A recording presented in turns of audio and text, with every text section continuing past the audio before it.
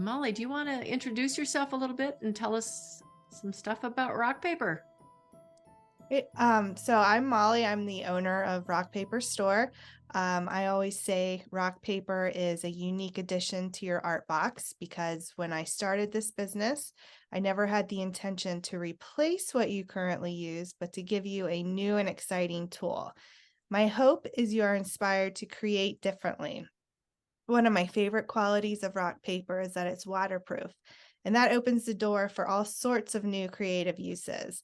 Even though there are other mineral-based papers on the market, the things that make rock paper different are the color options and the personal attention you'll receive because we are a small business. And yes, you are a small business. You do a lot of work there. I do. Most of it. You do most of it. And your Yeah, business is in Cincinnati, right? that's correct. Yeah, Yes. it says that right on your square there. So yes, we Right. know you're in Cincinnati. So that's great. And I am in Western New York. I'm Wendy Bale. I'm in Jamestown, New York, which is the bottom left-hand corner of the state. And I am a nature artist and an environmentalist, and I really like doing sculpture of all sorts of kinds. And I do a lot of paper sculpture. I am kind of known for doing paper sculpture, but I also have been delving into ceramic sculpture lately, which has been a lot of fun as well. And I like working with rock paper. I've been working with it for quite a while and enjoy embossing it specifically.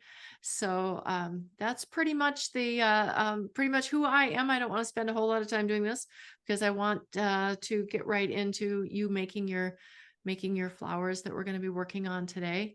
So we'll get set up for doing that, and you'll have a chance to learn how to do a little simple marigold to start with, and then we'll do a little bit more complex three-dimensional marigold, and then you're going to be making a bas relief calla lily and a leaf to go with it. So we'll get cutting right away. And while we're doing that, we can talk about some fun facts about rock paper and some fun facts about Dia de los Muertos. And we'll be doing that while we're making our flowers. Let's go through what is in the package here now that I have my hands showing. So this is your foam. This is your foam board. That's important for embossing. You've got your rock paper in all the colors that Molly described. Right. The yellows and oranges are for the marigolds, and the green and the white are for the calla lily. Yeah. Now, one thing I want to point out while we're here and is that Molly uses these wonderful rock papers also for the packing material.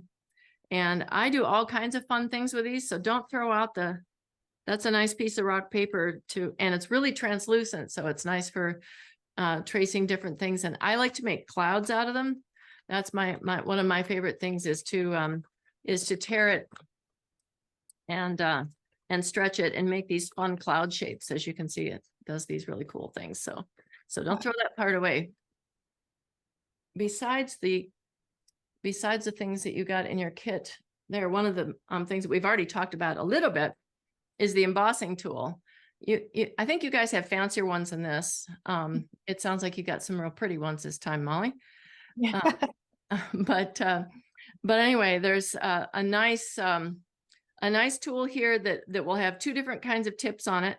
When you buy these, you can buy them in many different forms, and I would recommend that you get a set of them if you enjoy doing this and want to do more of it. These tools are handy for other things as well, but you'll notice that there is a bigger tip and then there's kind of a standard tip. So they all kind of have the same,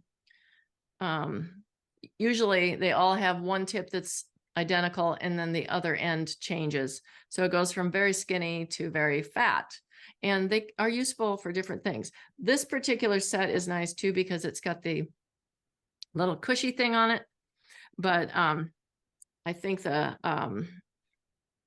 one that we have works just as well too. It's all about the tip. The other things that you are going to potentially need, for sure, you're going to need a pair of scissors, but you could also use a knife if you prefer. You can use just household scissors if you like. If you have a little bit smaller set of scissors, it's much easier. You don't need to go too crazy, but these little, I know Ina will recognize these because these are medical scissors. And so these are good for getting into little tight places, but for the most part, I'm going to be happy with this little pair here. But like I said, you can do almost anything with the big scissors. If you want, you can also use, in place of scissors, if you're more comfortable with a knife and a mat, that is a perfectly good option if you would prefer to do that. A couple other things. A little straight edge. There's one part of this particular project that it's helpful to have a straight edge, but it's certainly not any big deal if you don't. You can actually use just another piece of paper for this one little part that I'll show you. Another helpful thing is some washi tape or masking tape or anything that has light tack to it. If you don't have that handy, you can just tack the template down to your paper with a little bit of the glue, the glue gun, the tape glue runner. Say that 3 times fast. Molly and I have had quite a bit of discussion about adhesives, and I wanted to show you some other adhesives that we have discovered as we've been experimenting with the rock paper and how to adhere things when you're doing sculptures. And I learned about this from Lori, who is on this call. And this is maybe not the exact same brand she uses, but it's basically score tape. This is a really nice double stick tape, but you have to peel the little backing thing off it. So that's the one disadvantage, is that sometimes it can be frustrating getting the backing off, but it tears easily and it works really well. So this is all in addition to this. So I like the idea of just trying out different things and seeing what works for you. I also use these foam mounting tapes. These things work great. Sometimes they're too big and you have to cut them in half, and then they do stick to your scissors. So you have to be a little bit careful with that because they're very, very, very sticky. But I like them because they give you a little bit of lift. And then this one, I have to admit to you, I have never used it because I have this like bad memory of glue guns burning me in the past, and so I don't like them all that well for that reason. But you can use this type of a glue gun if you use the low temperature glue stick things in them. So Molly, did I leave anything out? No, other than the lock type. I think that's the brand. It's kind of like a super glue, but it's not a super glue. Right. So it works. It's a plastics bonder, I think is what they call it, but that works so well with rock paper. And I brought a couple of things to show you that don't work well. This is the double-sided, just plain old Scotch tape. I find this doesn't hold. That doesn't work well. And then obviously the most obvious glue is a white glue, which doesn't work at all. With the little tape runner that was in the kit, you need to kind of go heavy on it. So if you put a couple layers, it seems to make a stronger bond and hold it together better.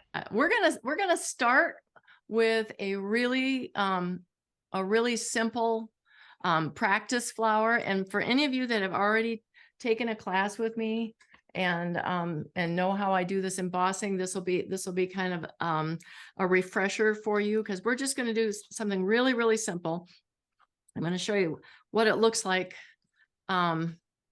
This is the simple marigold. This is done with 2 versions of this part of the template that says simple marigold. And then this one has 3 of them. So it looks a little bit different because there's more, but but we're just going to do a couple of these so you can kind of get the feel for the rock paper. And you can do this with any of the oranges that you want, the color, or the yellow if you like, it doesn't matter. Probably don't want to do it with the green, but I do like green zinnias, so that could be all right too. Start with your piece of foam core, and then you're going to put down your template, and then you're going to put down the you're going to put it down on top of the template. You should be able to see through it. I'm not sure if you guys can, you can sort of see that, right? That's translucent enough. Yes. And different colors will work differently, and you can experiment with which way works best for you. I actually think it's easier to see from the colored side, which is kind of funny. You will notice that the rock paper does have different colors sometimes. So I'm going to just put that down and put a little bit of tape on it. You could use that runner tape if you want and just tape the corners, or tape it in a couple spots. You don't need to do a lot of taping. And you might, as you're doing this, think about you're going to want to use the space on the paper to get the most out of it. So get up close to an edge, obviously, so that you can get as many flowers as you like out of this. So you're going to go around, you're going to trace around the template.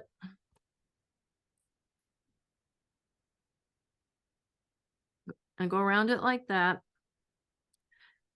And then in the middle, it's going to get a bunch of holes in it. So you can kind of tap around the edge to give you an idea where those can be. And then you could, if you're using the washi tape, it should be pretty easy, or, you know, nice, easy to remove tape. You can just move it over and do another one, so that we'll end up with 2 of these. This is pretty simple. So I'm going to just encourage you to go ahead and work along with me. When we get to the more complex parts of it, I might show this stuff as more of a demonstration, and then you can have some time to work afterwards. So as you are tracing around it, you will notice you're going to learn how hard you can press before it gets too like it pushes it. If it pushes it too much, it kind of starts to makes a trough and starts to sort of buckle it, which can be fine. In some cases, I like that, and I'll show you when you can use that to your advantage. But you'll also find that if you press too light, then you're not going to be able to see where you've been. So this is going to be your practice one. Don't feel like this one has to be fabulous, because it's really more of a practice one to get sort of the feel for embossing the rock paper.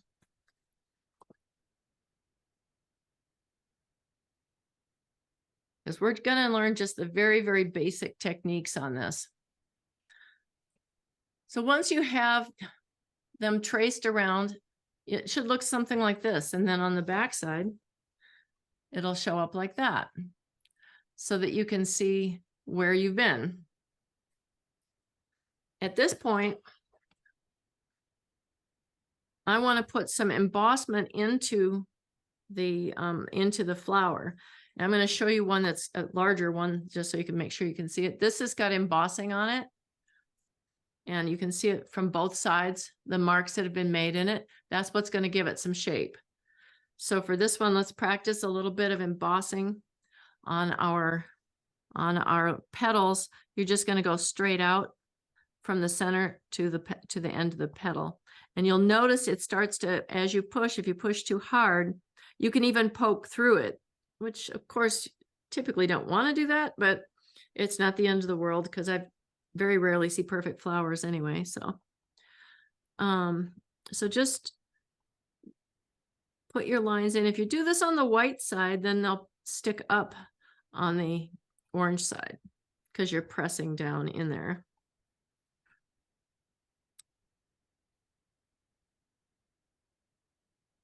And you could also, if you wanted, you could make white flowers. There's no reason why you would have to use the orange side. So you could do it however you want. On some of these marigolds, I've actually been doing combinations of all the colors, including the white.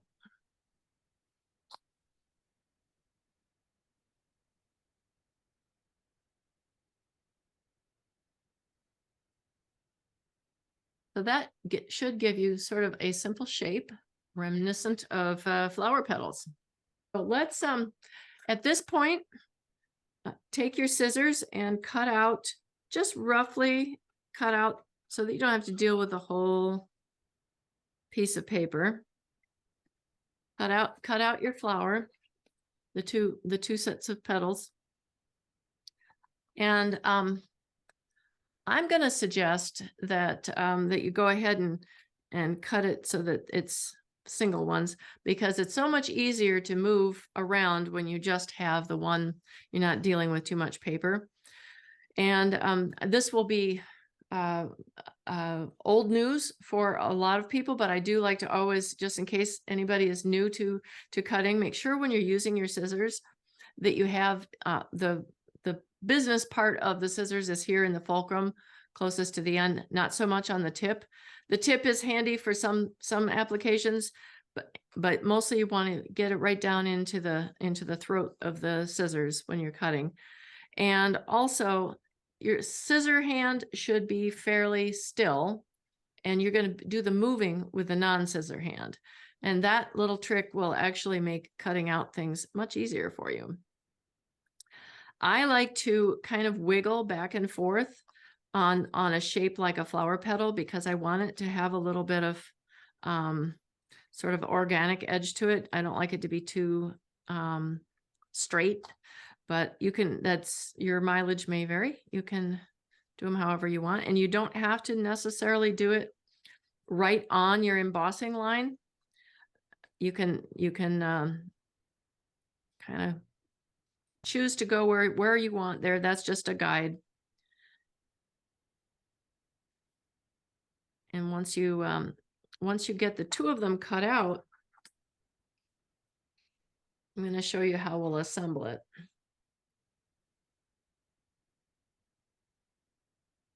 I like the way the paper cuts. Had a question at Crafty Hour for Gap about whether or not you could cut it, whether you had to use a knife or you could use scissors. And that's one thing I like about it, is that either one works pretty well.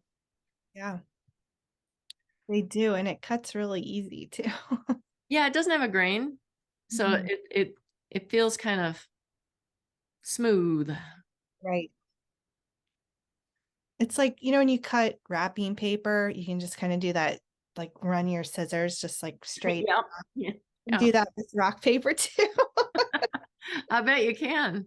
And I recommend doing this on like your least favorite edge of your foam core, because you don't want to, and like way over on the edge, because you don't want to run into this later, because I'm going to have you poke into it.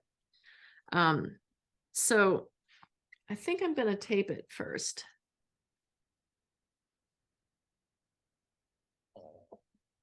Just to make it stay put where it's supposed to be. Oh, and I got a cat hair in there already. Now, when you put these two together, you're going to not want to have them lined up together. You want to have them crisscrossy so that they go solid, like make a solid flower all the way around. And so you can tack it down with that. And then I want you to take the most pointed end of the tool that you have.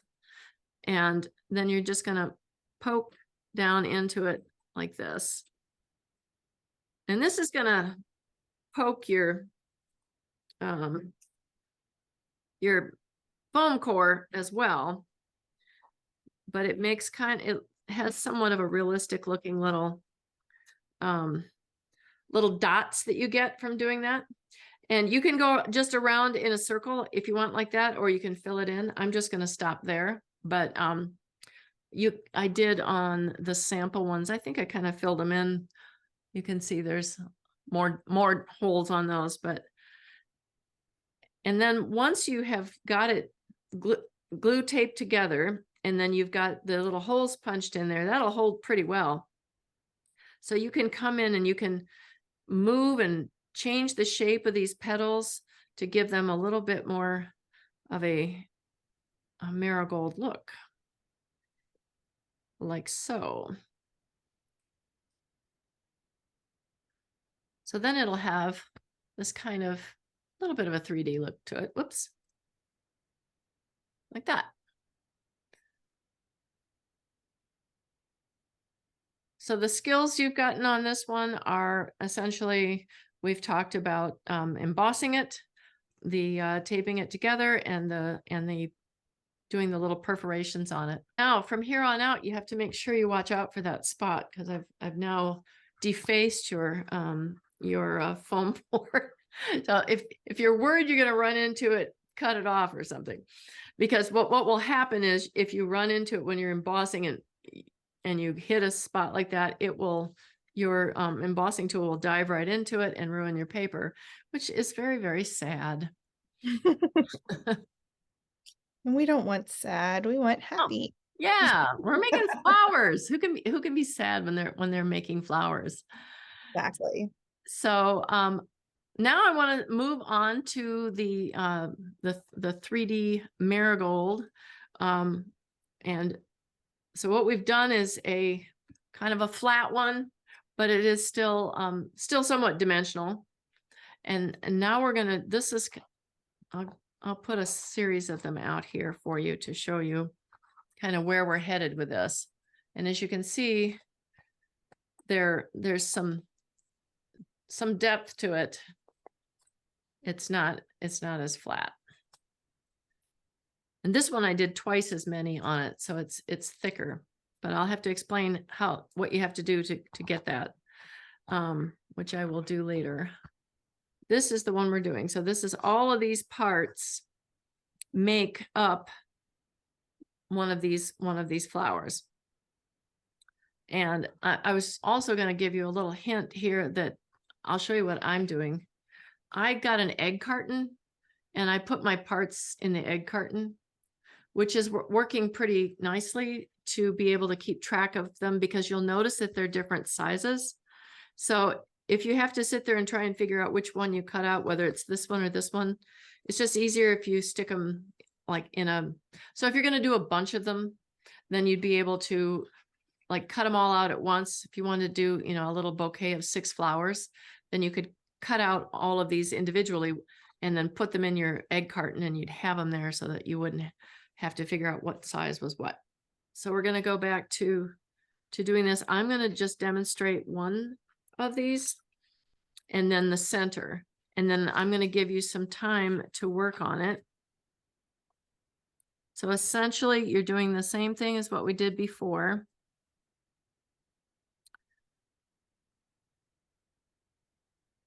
And you're going to trace around the petals. You can start with the big one or you can start with a little one, it doesn't matter. And then trace around that circle in the middle, because that's going to be the part that holds it all together, will be coming up through that hole. So you want those to be even. And the small, I don't know why I chose to demonstrate the smallest one. It's probably the hardest one for you to see. That was kind of dumb. Sorry. But anyway, it's essentially the same. I'm putting very little embossment on it because it's really small. Just putting those little lines in it does give it a little bit more texture, which you can see in that one. So it's important to give each one of these layers some love, because it will, in the long run, it'll help it look more lifelike. I know why I wanted to show you this one, because this is a really good one for potentially using the tips of your scissors. So after I just told you that you don't need to use the tips of your scissors, this is an application where I find the tips of the scissors works really nicely, because that gives you a chance to get a little bit more of a point. If you cut it out going back and forth this way, if you're really careful, you can get it to have that sort of pointed look to it, but it's harder to keep it even. So I think using the tips of the scissors in this application works great. But there, I have mine cut out. You'll notice it's not perfect, and it's not really going to matter. I mean, this one is a little longer, you don't have to make it all perfect. But then poke your scissors into the center of this and get started. And that's where these small scissors work really nicely, out of solidarity to any of you that is using giant scissors, I'm going to see how I do with the giant scissors. So it is possible. You just have to be right there on the tip. And it doesn't have to be perfect. You'll notice I've cut this out and it's all jaggy on the edges and it's not a perfect circle. It doesn't matter, because what I'm going to do is I'm going to take my embossing tool and I'm going to poke that in there like that. And ta-da! It looks pretty good. So go ahead and cut out all of these after you've embossed them to get your shape, and then flip your paper over and emboss the back of them. On the bigger ones, you can put more lines into them. You can make them look more like this. And go ahead and push on that paper and give it a good embossment, and get the idea. I mean, part of the practice in this and the skill in it is learning how much you can push it before it kind of gets pushed too far. But it's good to kind of know where that threshold is. So Molly, did you have any more rock paper facts to share with us?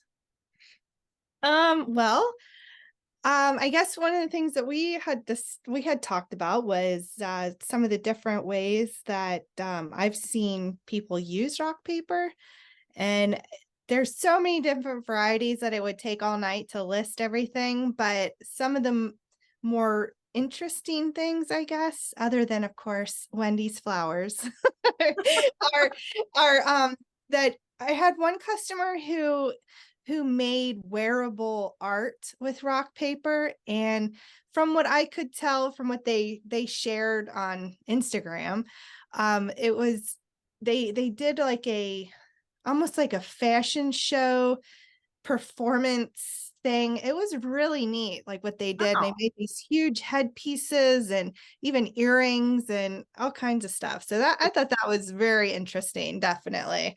And most recently, a chocolate store has ordered a bunch of rock paper to wrap some of their candy in, which I think is really fun too. So Very cool. yeah, so you never know. I mean, there's a ton of different ways that people use it, and every time I'm always amazed.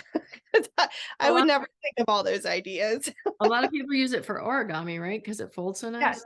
Yes. Well, especially the thinner sheets. Yeah, it's really great for that. And it holds that crease really well too. So it, that's another good thing for it. So when I first started rock paper, originally we were just going to make like office supplies, like folders and envelopes and like dividers and things like that. And to me, that was You're an artist. I know, it was boring. I was like, I don't know about this. So I figured that's when I did this huge like market research campaign, just to send it out there into the world and see if other artists would like it as much as I did. So they did, and so here we are. And so yeah, so that was When was that, Molly? oh gosh, I don't know. It's probably 2018 ish, that around that time. 2019 maybe. That's when we did the mark. I think that's when we did the market research. That's pretty new. Yeah, it is very, very new. This is not a very old business. I think February is the 5th anniversary of our very first order. So, yeah. Nice. Which is a fun little milestone, Yeah. So I'm leaving the parts up on my screen spotlighted. I'm not forgetting that Molly's talking there, but I just wanted to I wanted to spotlight these things. So if you guys have any questions, if there's anything you need to look at, and any reference that you need there. Okay, and then I had 2 questions from Molly about rock paper. The first one is, do you know, have people used it for making stencils with? Yes. Okay.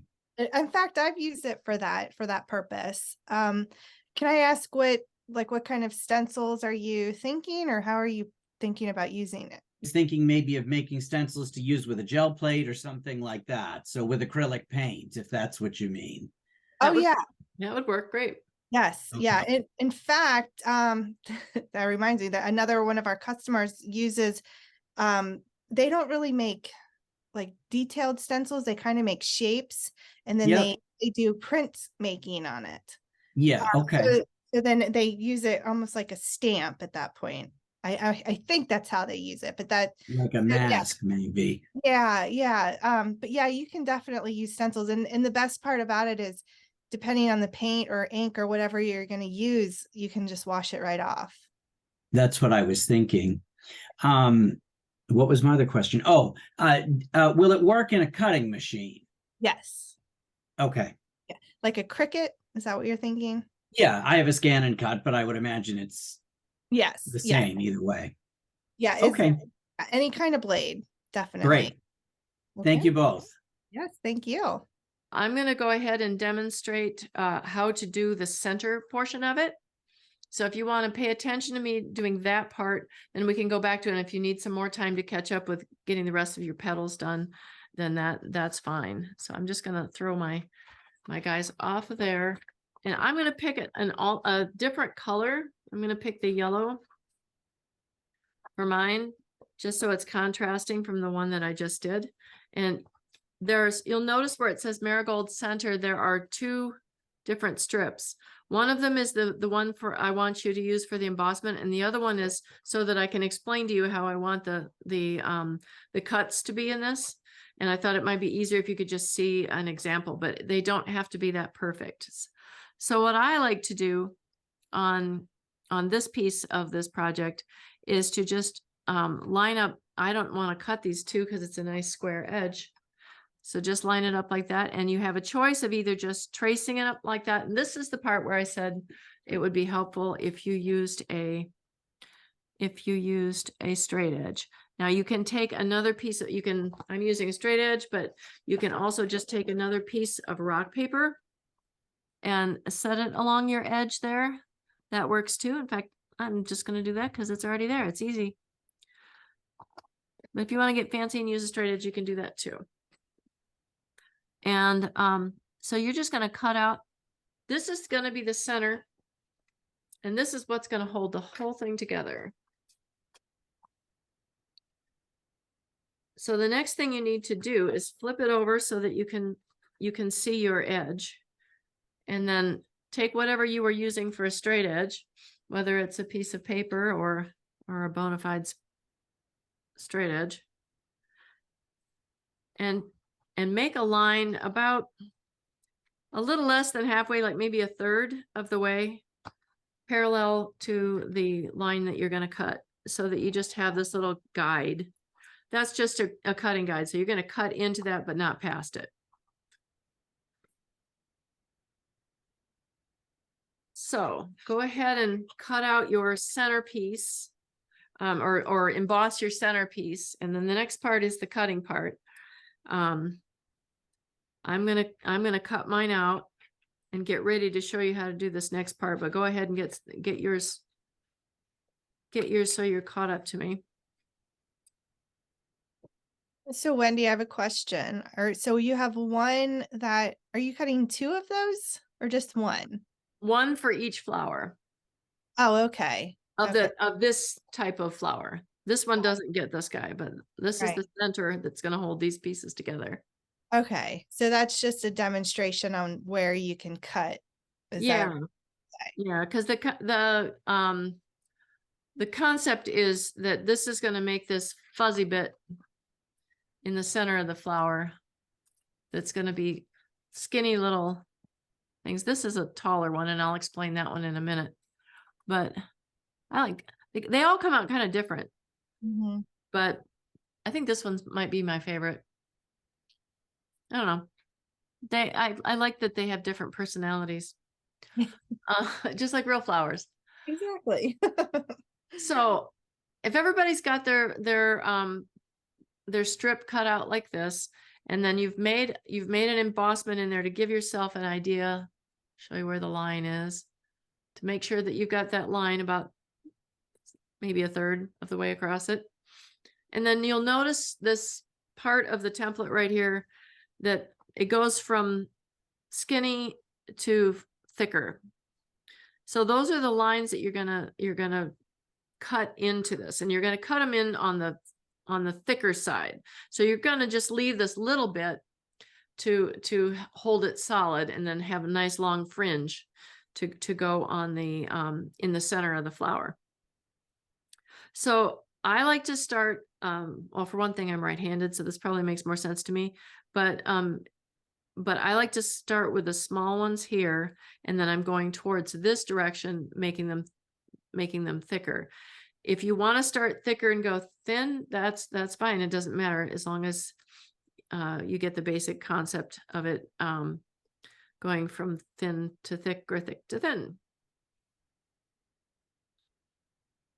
And it doesn't have to be anywhere near as, in fact, this isn't, I mean, I just did this by hand. This isn't mathematically done. So, I mean, it doesn't, once it's stuck in there and pulled around, nobody's going to notice if stuff is a little bit off. So you just want to cut up to that 1/3 part here, and then gradually start getting a little bit bigger. You don't want them ever to be real big, because I had some that were kind of large. I guess I don't have one handy, but there were some that were kind of large that look kind of goofy. I think they look better if they still remain fairly small.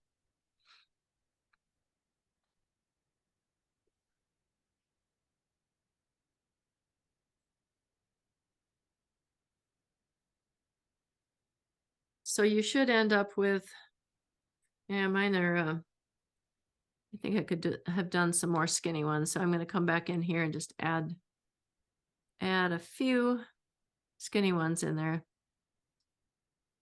There. All right. So it goes from thin to thick. So these are the fun facts that I have for you about marigolds and calla lilies and the Day of the Dead. So Dia de los Muertos is Day of the Dead, and it's a holiday that's celebrated in Mexico and throughout the world on November 1st and 2nd.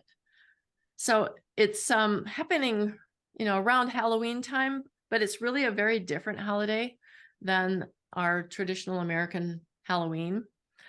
And it's a little less spooky and a little bit more of a joyous celebration, because they're truly celebrating their loved ones who've passed away.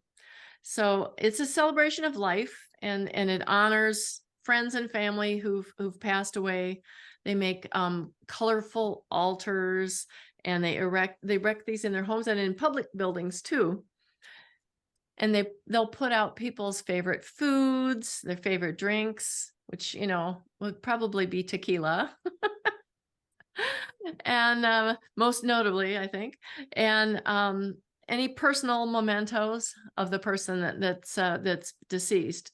I remember going to Acapulco many years ago, and I didn't even know what the holiday was, and I happened to be there on that weekend in Acapulco, and watching the women in their beautiful, colorful dresses, and they were carrying all of these ropes and ropes and ropes of garland. It was made out of fresh marigolds, and there were thousands of them, like feet and feet, and they were all heading to the graveyard to decorate the graves. And it was such a beautiful celebration. It was like over the top, colorful and fun. And I remember going into a store, and they had they had on the carpet, they had on the floor, they had a pile of dirt and stones around it to imitate a grave. It was part of their decor. And I thought, wow. It was really something. But they also use the marigolds are used fresh, but then they also make paper ones, but they're more like tissue paper or crepe paper.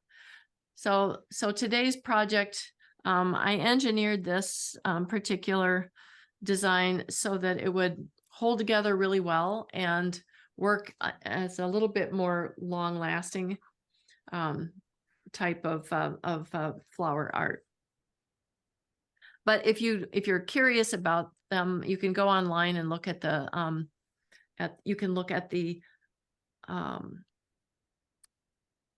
online, you'll see pictures of the tissue paper flowers, how to make them.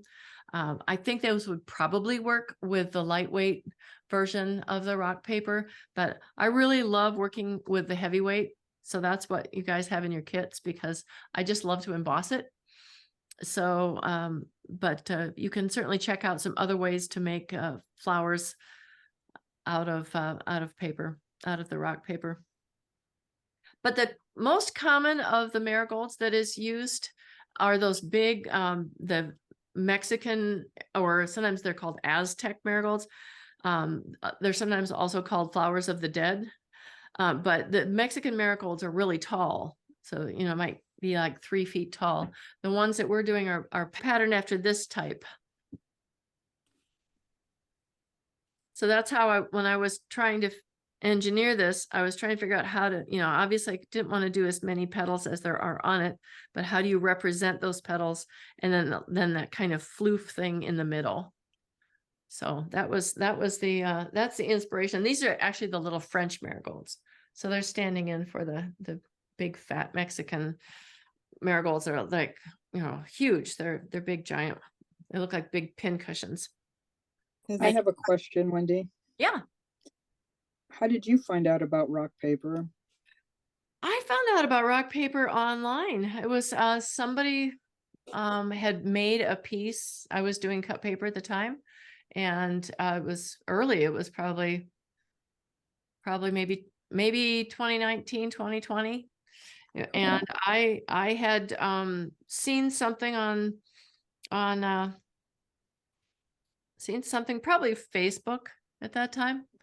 And somebody had said they made it out of rock paper, and I went, "What's that?" Looked it up, and I've told Molly this before, that I had no idea they were brand new, because she already had it together with, it was a very slick presentation. The stuff looks beautiful when you get it in the mail, and it was a very smooth transaction. And so I had no idea that she was just starting out, but yeah, I've been Cool. working with the paper for a long time. It seems like it's not the only paper I work with, but lately I've been on a bit of a rock paper binge, I think. That is okay. Yeah, you don't mind that. Yeah. Well, you've helped me out with other workshops too. So I've done some in-person workshops with rock paper. I know Tina took my landscape one. Yeah, that was lots of fun. And I liked it so much, I immediately went home and ordered some. And then when visiting my son and daughter and their families in Connecticut, I introduced them to it as well. Bought them a set of embossers and left them with some rock paper. So hopefully they ordered some. That was like in May. Yeah. But they were excited. They liked it. My son's girlfriend is an art therapist, so she was really excited. It was something she had never heard of before, so that was cool. Great. It's fun stuff. Yeah, I really like hearing stories like that. Being online, you just never know what anybody's real reactions are, if you don't talk to them. So thank you for saying that. Yeah. What would be cool and is Day of the Dead related? Yeah. Would be rock paper papel picado. Yes. Because it would last longer than the tissue paper stuff. Yeah, it would.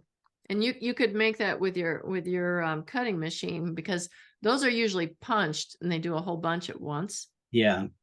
But that is I've never even attempted that. And for those of you that don't know what that is, it's if you've ever been to perhaps a Mexican restaurant and then they have these banners that I always thought they look sort of like placemats. They do.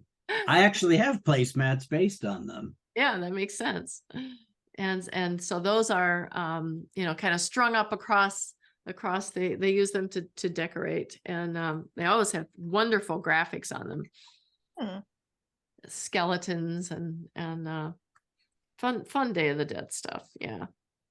So I'm going to go ahead and show you what to do with this centerpiece. I'll give the demonstration and then you guys can do it afterwards. I would like you to watch because there's a couple little things I want you to be sure to see.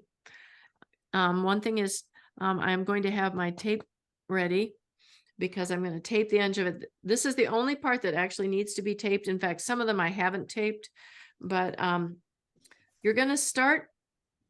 This is kind of counterintuitive. You're going to be putting the color in the middle, because what'll happen is then you'll press it out. So it'll be like this. So like this is white on this side. You're going to open it up like that, and you want the color to show. Now, that said, I mean, I did this one the other way so that the white would show. So if you want it to be white in the center, then do it the opposite. I'm doing it, but I wanted to just show how to get that color to be the part that you see. And just start at the very, very end of the skinny part. And then you're going to wrap it around the end of your embossing tool to kind of get it started. Now, you don't have to do the whole thing that way. I just find it's better to get that first couple of turns started. And then you're just going to roll it up and try to keep that as absolutely tight as you can. Because when you get to the end of it, you can certainly loosen it up, but it's harder to make it tighter. So you're just going to get that going and then start rolling it up like a carpet.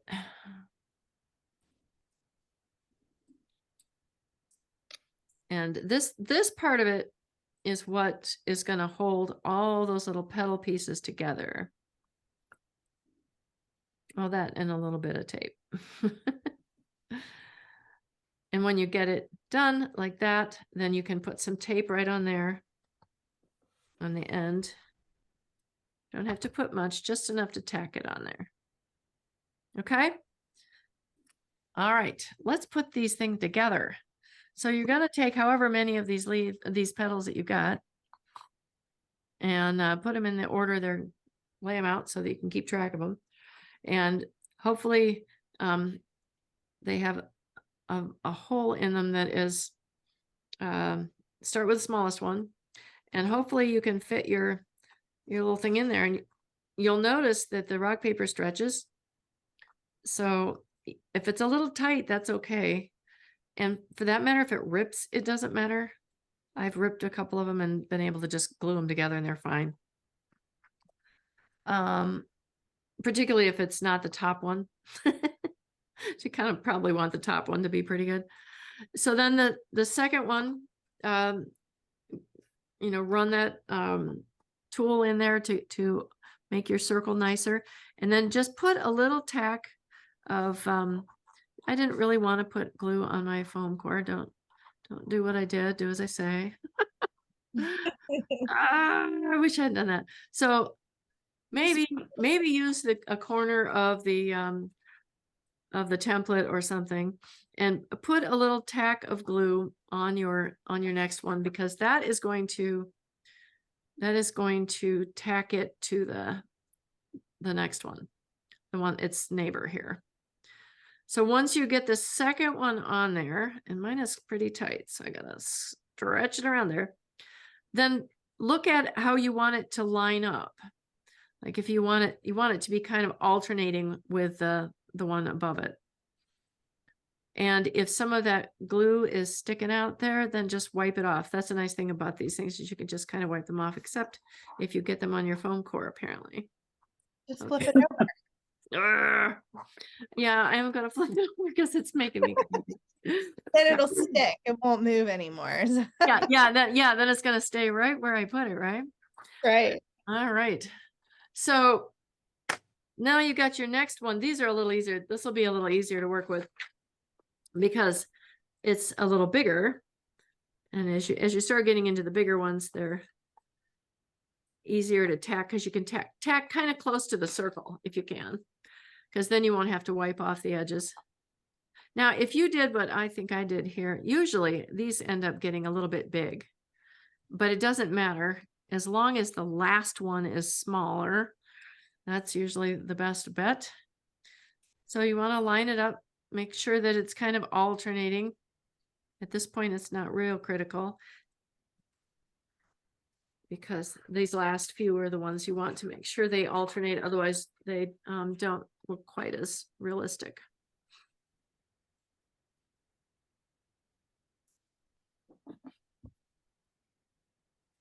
All right, so I'm actually, I did that one on this side, so I'm going to flip it over and let this guy be a, you don't have to always use the same side of the, like in this case, I'm letting it have a little one that's white, but I also want it to be alternating from this one next to it. So there.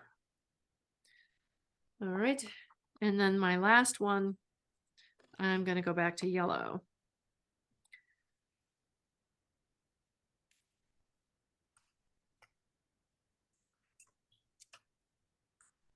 And hopefully this is a nice small circle. If it is giant, you just have to use tape to hold it where it needs to be. But if it's small and you have to stretch it a little bit to go over there, it's really nice because it will kind of hold it in place. So there, so I have one little white one in there that I kind of like that. At this stage of the game, I usually look at it and determine if I like the shape of the petals. And it seems like there's always one that I've cut kind of weirdly square. And so I kind of like to go in and fix any of the real square edges and give them a little bit of more of a round edge. You'll be able to kind of open it up so it's got some depth in between the petals. And you want to leave enough on the back here that it doesn't fall off. But if it acts like it wants to fall off, you can put a piece of tape across that, or you can just tape it more securely to the one next to it. And then as you get those in the center, so that they're kind of pooched up a little bit, then you can start to open this thing up. This is my favorite part, because when you open that up, it really starts to look like a flower.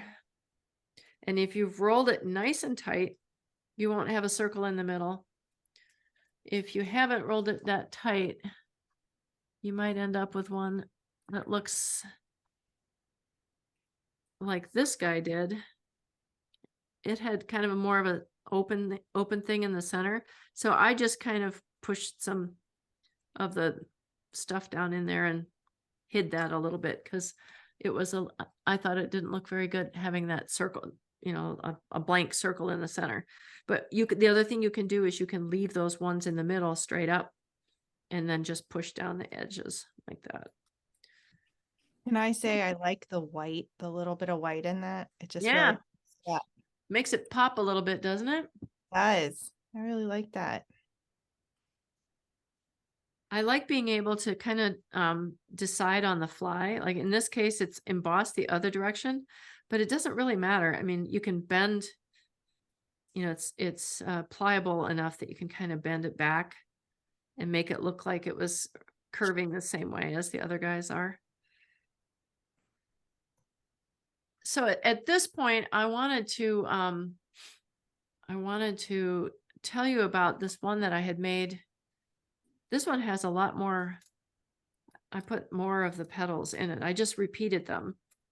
I did one where I made them bigger and bigger and bigger, and it looked really dumb. They just need to be repeated. So these should be all about the same size. But in order to do that, I had to do a much longer piece in the center, because I wanted it to hold more of these layers. So there's not really enough space to do too many more layers on it. So the way the template is designed, it has one that's made for the very basic one. But if you want to get fancy and put a lot more in them like that, then, so I did do a thicker one. So if you want to do for a thicker flower, you can do that. Do you want us to tape the back? You know, the short answer to your question is, as long as it holds together fairly well, then I don't think you need to tape it. But if you've got one, if you happen to have done your circles a little looser, of course you can always open up your center a little bit more so that it fills that space, and it will sort of naturally fill that. But if it's loose and sloppy and feels like it's going to fall apart, then put a piece of tape across it. That's fine. I didn't use any tape on mine. I'm just sort of doing a press fit Yep. center, and it seems to be fine. So Well, the I thing, didn't want to commit it to anything because I wasn't Right. sure if I was doing it right. So I just kept doing it that way, and it seems to be Yeah. fine.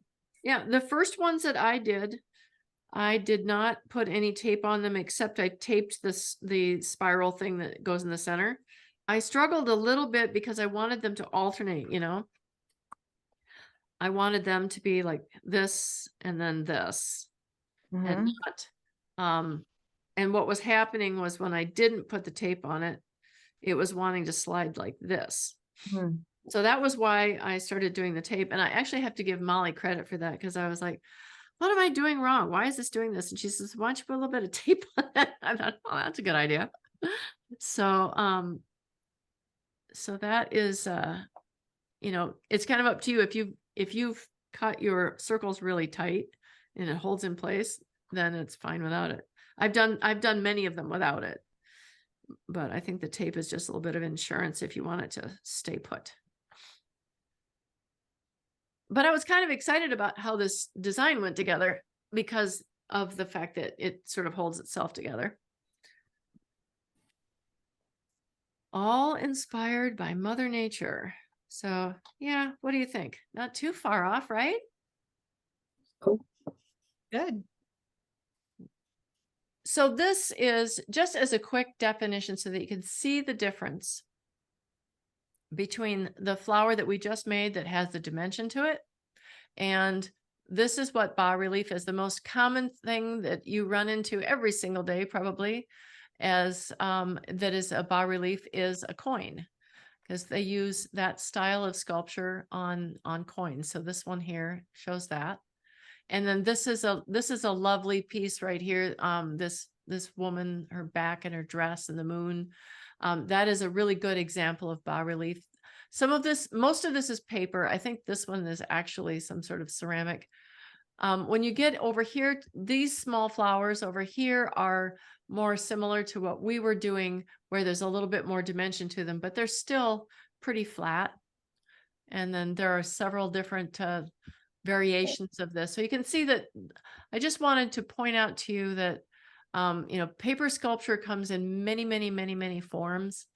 And, you know, it's an amazing art form. There's so much that you can do with paper.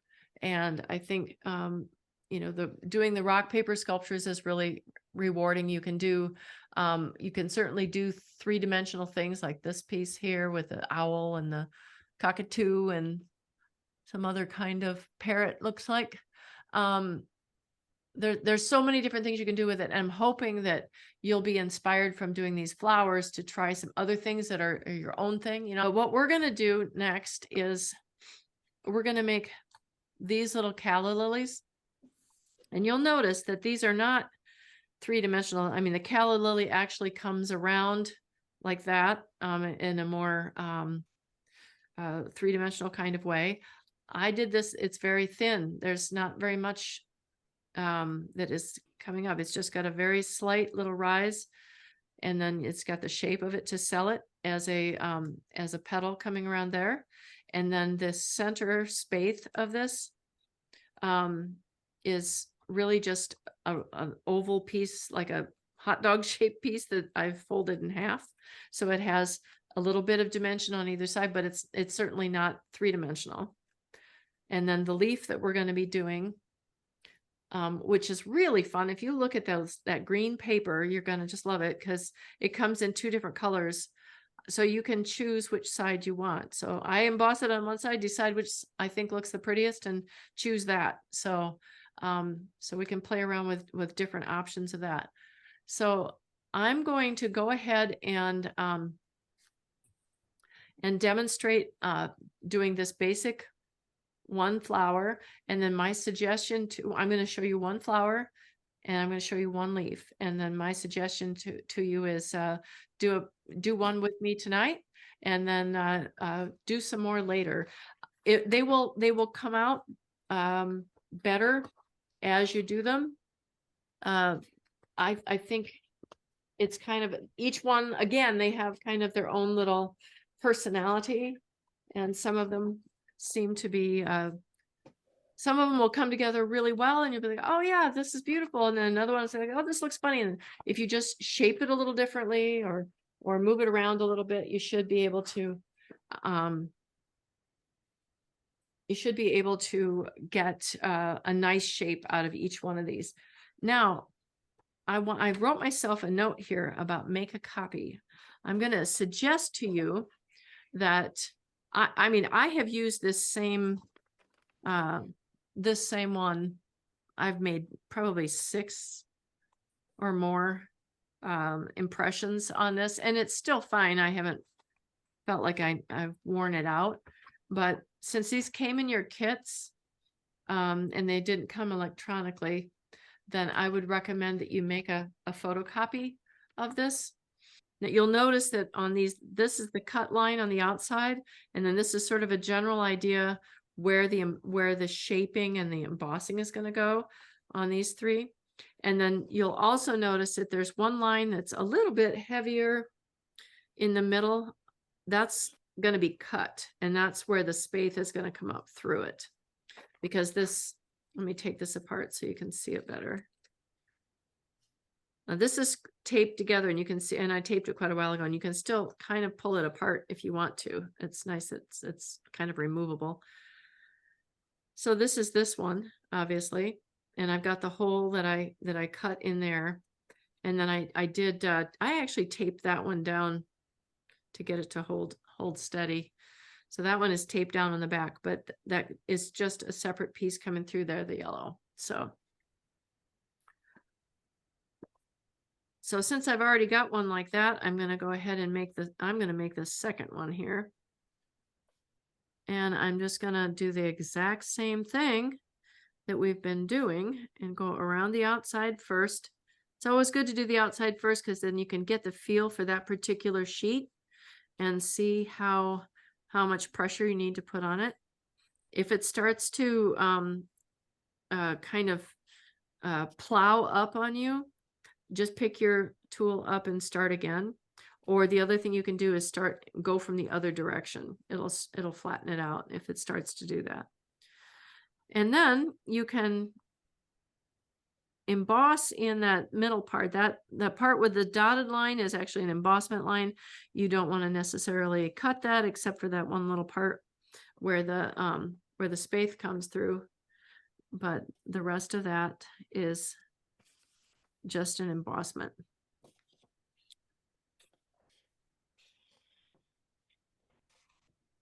And then we cut out just like we've done with the others, so that you've got a smaller piece to work with. And I'm going to look at that and say, you know, calla lilies are another flower that they show with the Day of the Dead stuff quite often. And I thought they were so pretty because they could be shown in a that contrast of the white, but the white also works really nice to show the embossment lines. So I'm going to flip it over and I'm going to actually put some other lines in there going the other direction, just to give this a little bit more interest than just a flat piece. And then I'm going to flip it back the other direction, and maybe I'll take the thicker ball and go in between those, and it'll give it that kind of sense of, you know, how flowers kind of have that sort of ribbed kind of look to them sometimes. Like those are the veins of the flowers. So that gives it a little bit nicer flower essence, for lack of a better word. And I'm not going to do it on this part because I want that to contrast. If I were to, I could very well go around it, you know, this way, and maybe it would work, but I'm kind of thinking that it's better to let it be flat. So you have that contrast between textured and flat. Can I make a suggestion too? If Sure. you want a larger, like, area or something to press in with the larger space, I guess just you could use your fingernail. So you could Yeah. make larger marks with it if you're Yeah, you're right. just You're to right. stretch it out a little bit that way too. Yeah, a lot of the shaping that we end up doing is with our hands. Good idea. Okay, now I forgot where that part cuts out. I want to make sure I remember that. Okay, so it's right in there. So I'm going to cut that first just so that I can keep track of it. I'm going to cut it with my scissors, but I got to say, I think a knife is the easier way to go with that. And I don't want it to be very big. There we go. And you probably want to poke it in. So decide which way you like best. And you can always smooth out these kind of cuts with the embossing tool. That's what I like about it, is it's used for other things, because I've got this sort of ratty edge back here, but you won't know that because it'll look all nice and perfect in the front.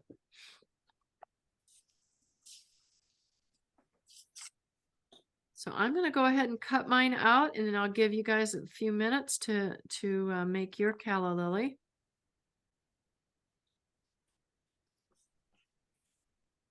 Calla lilies come in all different colors.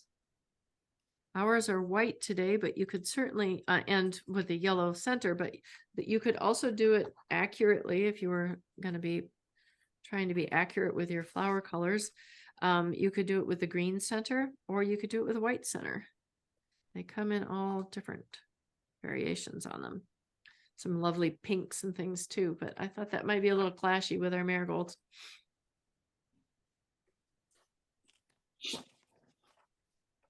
And then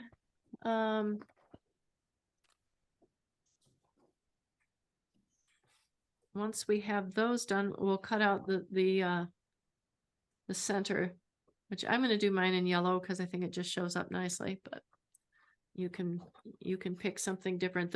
The green paper is a little thinner, and you might find it a little more difficult to be in the center, but not impossible.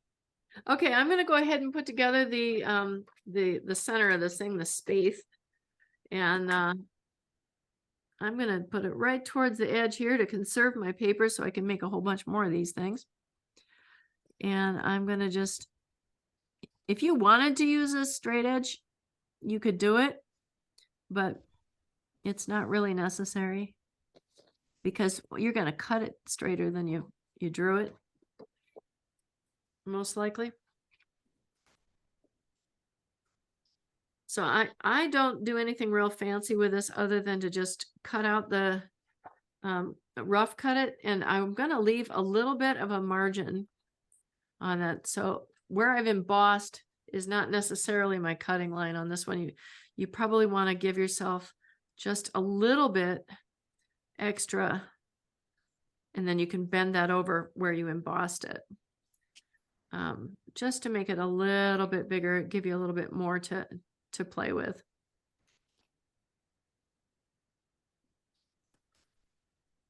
Those typically have little bumps on them. They do, and I thought about trying to emboss and do that, but at this scale, it didn't show up. If I were making a big one, I would definitely put, you could, I'm going to flip it over to the backside, which I wish I had something darker. I wish I had a black foam core, because then this would show up better for you. Here, I'll do it on top of the yellow. So you could do like little squiggly lines in there like that, but I wasn't sure that it really added anything to it at this scale.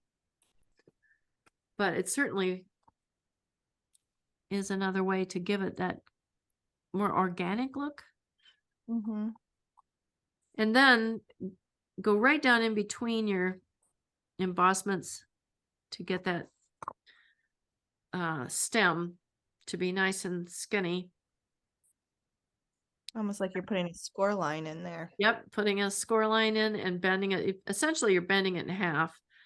And then, yeah, I think, putting the little bit of embossment on that maybe made that a little bit less sharp. Whereas let's compare what I just made with this one where I basically just scored it and folded it in half. This is maybe a little more sophisticated, having the embossment on there. So that was just doing squiggle lines on the back. Anybody that's done my leaf workshop knows I love those little squiggles. And then you just stick that in the hole that you cut. And then it sort of becomes the stem. But in the design that I've done, it doesn't really have a stem. If you wanted to take some of the green and make it more of a green stem on there, if your stem is going to show with your ultimately with the arrangement that you're going to do, you could do that. But then the other thing that I think is really fun with these is to put some shape into particularly this tweaky. It's kind of like a little Cupid doll thing at the top here, It's got this little curl. And those have a nice, and the leaf does that too. So it's kind of, they're a fun shape. I actually was pretty excited working with these. And then you can take your thumbs, sort of like we do when we do feathers and leaves and things like that. I like to take my thumbs to make a little sharper ridge on there. And all of a sudden it starts looking a little bit more dimensional, even though it's still ridiculously flat. Look how flat that is. There's nothing to it. But when you look at it like this, zoom lighting being whatever it is, but it definitely has a more graceful shape than a flat piece of paper, in my opinion. Now, nothing against flat paper cutting. There's some wonderful designs that are done with flat paper, but I like doing sculpture. That's my thing. So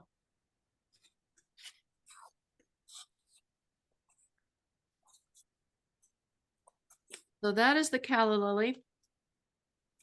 I'm going to jump into the leaf. This is a very rudimentary leaf. We're not doing a whole lot of paper sculpting with this. For one of the reasons that is because this particular sheet is quite thin. And I forgave it its thinness. Molly, I love the thick ones best. But I forgave it that because it's a gorgeous color. My favorite color being green. I could not resist it. And not only is it this beautiful moss green, but it's this little bit browner green that is, I think, just lovely. So the beauty of this is you can use it on either side. So I usually just do one and do it sort of in a basic embossment on it, and then let it decide which way it wants to be, which side is more beautiful. So I'm going to just go around that calla lily leaf that's on the template. And if you want, you can extend that stem down a little bit more. It'll give you a little bit more to work with. I did notice in some of the designs I was doing, I was wishing I had more stem. So that's certainly a good idea. And then I have kind of given you a little bit of a dotted line in there to indicate the basic pattern of the direction of the veins of the calla lily leaf. But look how cool this is. It magically turns pink on the other side. I don't know why it does that, but I like it. I think that's kind of fun. Let's see, which side can you see better? I think you can actually see this side better. So I'm going to stick with working on this side. And calla lilies have these kind of circular patterns on the leaf that go kind of like this. So I enjoy doing this kind of thing. You could do a different thing if you wanted. but to me, this makes them look like calla lilies. So I try to keep them going the direction of those little dotted lines that I put in there. And then that's going to give it the proper perspective in terms of the direction that it would have grown.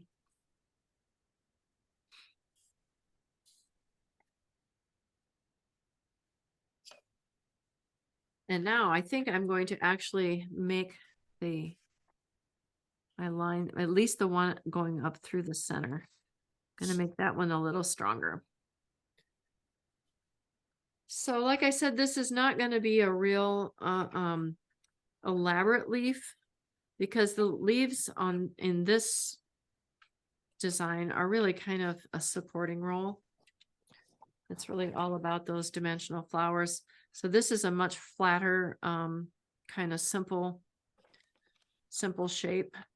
We can certainly put some pizzazz into the shape as we shape it after we've got it cut out, but we don't need to go too crazy with a lot of leaf details on these.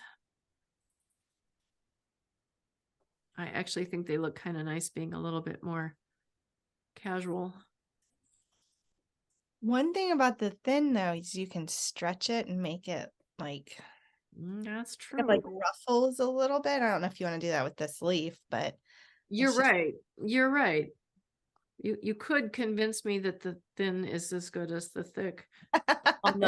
Well, you know, I do love the shipping, that thin white one on that you ship stuff in. So you're right. You're right. They just have different uses. Absolutely. And they can be too thick. I think last year that one brown sheet that we used seemed like that was maybe a little bit too thick. That was my fault for picking it. But that could be used for something. Oh yeah. Yeah.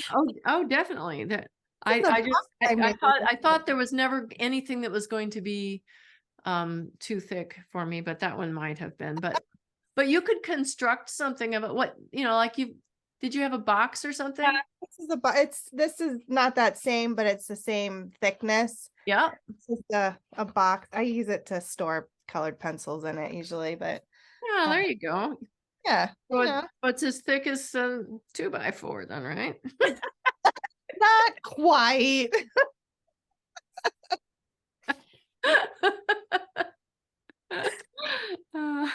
And so what I'd like to do with it is to just kind of run up that center to give it a little bit of a little shape. And then remember how I was so excitedly tweaking the little Cupid doll top on the flower. You can do the same thing on the leaf. And if I don't know if are you able to see what it's doing? It's sort of like curling ribbon. You can get that kind of curl to it. Isn't that fun? I mean, that's something that you see in nature. So that's kind of fun, I think. I did kind of a sloppy job cutting that out, but I'm not going to do a real, you could do like an embossed edge and give it a little bit more of a thickness. But like I said, the way I'm using this in the way I'm doing it, I don't need that. But if you want to go to town on this and make it fancier than that, go for it. And you'll have to let me know which way you decided to go, whether you liked the browner one with the pink, or whether you liked the moss green with the light green. Because I think it's fun to have those options, because you can do several leaves and have some going one way and some going the other. It gives them some dimension too. You can also like put part of it down and then have both sides of it show like this, So there's different ways of when you go to display it, when you go to assemble it, you can do different things with it. Wendy, can I show you what I made? Yes, please. I put it on top of the here, that's a better lighting. I put it on top of the medium, the lighter orange. Right. Just because I didn't use that in any of the flowers. I love it. Oh, good. Love it. While you've got me spotlighted. Yes. There's one other thing that about rock paper that I'm not certain that has really been mentioned. And I don't know if I can really get a good show of it, but it's, you know, the translucence of it, and you can get all these often variations in color. So I like to use it where it can be hanging in a window or something. And I'm using it to back up a white paper cut that I did. So I just want to mention that because I love that float we frame too. Yeah, what we received is fairly even colored, but a lot of the rock paper has real striations in it, and it's wonderful to play with in creating scenes or backgrounds or limitless things. That's great feedback. Thank you Yeah. very much. The only thing that we have left to talk about tonight is that I'm going to talk about some display ideas. Lori obviously has an idea and went with it, which is awesome. I'm going to try and give you some other inspiration for that. I want to show first off assembly. Now, Lori showed us one option. This is one that I did. I'm just using a piece of mat board for the backing sheet. I used the orange to make a little flower pot, and I kind of crunkled it a little bit so that it looks like maybe an old flower pot. And then this is the bonus template that is in the chat right now. So I did a couple of those leaves, and you'll notice that they're in there kind of, they're tacked down here and there, and then left to be a little bit more three-dimensional. So it has some nice shape to it. And I literally have put this together in here with poster putty so that I could move it around. That's one way to do it, how you're going to figure it out, and then go in and put it in more permanently. But if you wanted to do just something with, if you've only planned to come to this class and you want to get a finished piece, I would suggest that you assemble it in some way that speaks nicely to you. It doesn't have to be a flower pot. It could be coming out of the ground. You could make the soil, you could make a flower box, you could do whatever you want. But that's one way to approach it. This just has the marigolds in it. Obviously you can put these guys. I didn't bother putting them in here because on the white they didn't show up very well. I suppose I could put them more like that or something and let them show up a little bit better, but I think they look better back out here. So if you have a contrasting backing sheet, maybe one of the sheets, do like what Lori did and use one of the sheets that you didn't use, or use any paper that you like. You can stick it to that. I kind of enjoy having it on something a little bit more sturdy because it makes it easier when you go to frame it up. So that said, once you have it framed, I want to show you a couple of different options. Now you're going to get my ring light, unfortunately, but I'll do this and try and get it so it won't be there. This is a gallery wrap. This is a very small one. It's only a 6x6, but I chose it so that I could get it under my camera nicely. But I get these in up to 28 by 20. And larger, actually. They're designed for putting like a wrapped canvas, like a deep canvas. So you could put that back in there. But what I do is I take, this is screen molding. So this is a natural colored wood. I use screen molding, and that is cut to go in there to make this spacer. So this is making like a homemade version of a shadow box, but I like them because they're custom made, and I like the fact that the screen molding the pine screen molding or fir or whatever it's made out of looks very similar to the natural frames. I can show you this. So this is a rock paper piece that I did. This is maybe the inspiration for Rock Raven. I don't know. This is a Raven. This is called Raven's R&R. He went to the beach. But you'll notice this has got a black edge on it. And that black edge is done with foam core. So there's black foam core doing the same thing to give us that depth. You could do that as natural, or you could do it as white. But that's one way to put a frame together out of to make a shadow box out of it. You can buy standard shadow boxes, but most of the ones that I find aren't really that good a quality. So I like that, but I like to make my own. But the other thing is that you don't necessarily have to make a piece of art that you're going to frame. This is an example of taking a little pumpkin and putting some of these guys on it. And I could see now that I've got maybe some more of these, this would be nice on there, get a little, he fell off, but, getting a little bit of the rock paper art, but then using a natural pumpkin. There's many different ideas that can be done with this, including, I like putting them on candles.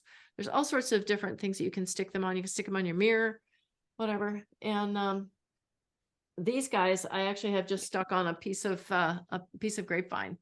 So be creative with it and figure out what you might want to do with it. And if you're interested in doing more of these, this is the final project as it will look with all three parts of it. So those of you that have ordered all three parts, this is sort of what we're going for. But there again, if you wanted to do something that was a more of a seasonal decoration rather than something you would put in a frame, you could take parts of this and do it however you like. And I made like a little garland using the different elements of it. So I'm hoping that everybody's is going to look very, very different. You came up with a hashtag, right? It's Rock Paper Workshop 2023. So it's kind of a long one, but it's pretty easy to remember. So, or you can always tag Wendy or Rock Paper Store, either one, and I'd love to share them. I'm going to take my spotlight off here. There. All right. Ready? 1, 2, 3. Nice. Right. Do another one just to be sure. Okay. Okay. All right. Hold on one second. All right. Yeah, we got to get Tina's got to be in focus. Here. Oh, there you go. That one. Whoa. Oh, right there. Yay. I should have just put mine down here. That pretty much concludes the flower workshop.